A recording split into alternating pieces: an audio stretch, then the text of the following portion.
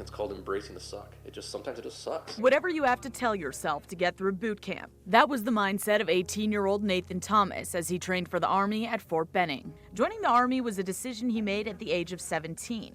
After listening to stories from his grandfather, a veteran who survived Pearl Harbor, Thomas knew enlisting was what he wanted to do. I grew up with it, so it was nothing like, it was always fun to listen to. I always heard it. I interviewed him a few times in high school for projects.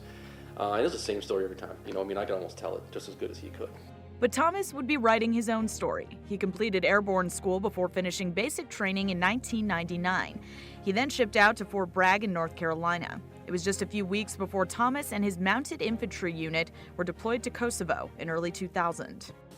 So that was great. I was like, wow, man, I've been in this thing for less than a year, and I'm already getting on my first deployment, which was kind of what I wanted. I was hoping to kind of get around and see the world like my grandfather. Little did he know the world was about to change on September 11th. All of a sudden, you just heard it on the TVs all the way down the hallway. I looked out my window in my barracks room, and I just saw, it almost looked like an ant. Someone shook up an ant hill because there's people running, sprinting around the company area. And I'm like, whoa, this is the real deal. It was 2003 when Thomas and the 504th Parachute Infantry Regiment were finally deployed to a forward operating base in Gardez, Afghanistan. That's really when it hit hard. What we were doing there, why we were there, because it was the Wild West. And that's how I always tell it to people. It was literally like a frontier for us, for me. The mission was recon, gathering information and scoping out enemy positions.